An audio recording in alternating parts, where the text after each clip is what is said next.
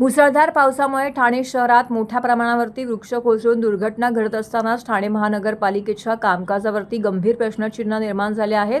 उपमुख्यमंत्री एकनाथ शिंदे यांनी आपत्ती व्यवस्थापन कक्षाची पाहणी करून अधिकाऱ्यांना फटकारल्यानंतर वृक्ष प्राधिकरणाचा पदभार राजेश सोनावणे यांच्याकडून काढून पुन्हा उद्यान अधीक्षक केदार पाटील यांच्याकडे सोपवण्यात आला आहे। तर आपत्ती व्यवस्थापन विभागाचे अधिकारी यासिन तडवी यांना 8 दिवसाची समत देण्यात आली असून त्यानंतर त्यांच्या कामकाजाचा आढावा घेऊन पुढील निर्णय घेतले जातील।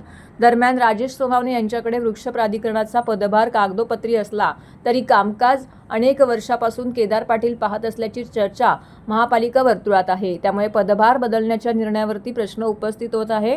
याविषयी ठाणे महानगरपालिकेचे उपमहापौर कृष्णा पाटील यांनी प्रशासनावरती टीका करत मे महिन्यामध्ये अल निनोच्या पार्श्वभूमीवरती झालेली महासभेमध्ये वृक्ष छाटणी आणि आपत्तीपूर्व तयारीबाबत सूचना देऊनही कोणतीही प्रभावी उपाययोजना झाली नसल्याचा आरोप केलाय।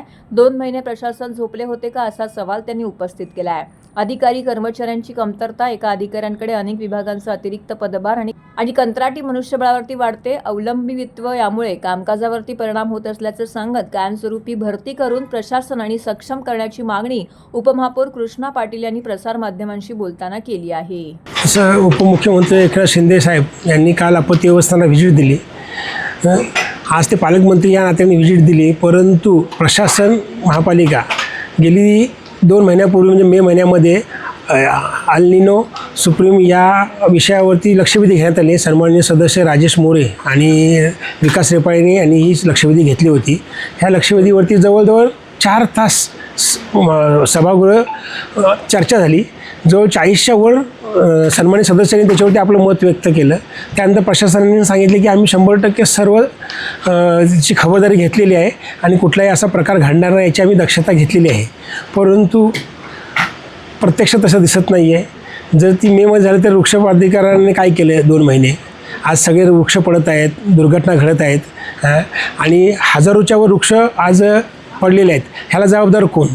मग जर लक्षवेधीमध्ये जर सन्मान्य सदस्यांनी घेतली विषय आणि त्याच्यावर प्रॉपर काम प्रशासन करतो, आयुक्तांनी घोषणा पण केली, पण नक्की खालचे अधिकारी काम करत आहेत का हा प्रश्न आहे। त्यातच सन्माननीय एकनाथ शिंदे साहेबांना पूर्ण महाराष्ट्राचं अतिवृष्टीमुळे आहे सगळीकडे बघावं लागतं।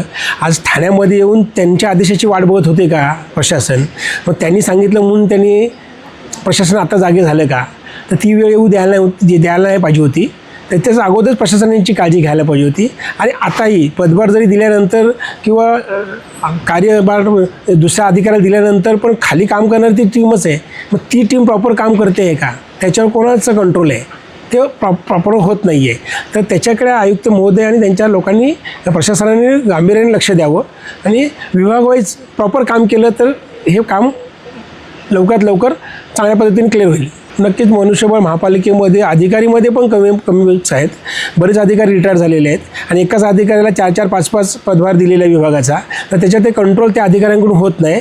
एक तर अधिकाऱ्यांची भरती तसेच ग्राउंड लेवलला जे मनुष्यबळ तेही पाहिजेत। कॉन्ट्रॅक्टर लोकांकडून आपण काम करून घेतो, तर कॉन्ट्रॅक्टरची माणसं किती वेळा करणार आपुलकीने? जो महापालिकेचा कर्मचारी असेल परमनंट, तो प्रामाणिक काम करेल, कारण त्याची नोकरी त्याची रोजीरोटी आहे। कॉन्ट्रॅक्टवाल्याला काय, तो दुर्लक्ष करतो कारण त्याला माहीत आहे माझं कायमचं नाही आहे। तर कुठेतरी प्रशासनाने ह्याच्यावर विचार करून कायमस्वरूपी तोडगा काढावा आणि नवीन भरती तात्काळ करावी आणि मनुष्यबळ जे कमी दिसतंय त्याच्यावर महापालिकेचा कर्मचारी थेट भरती करून आणावा, हीच प्रशासनाला विनंती आहे।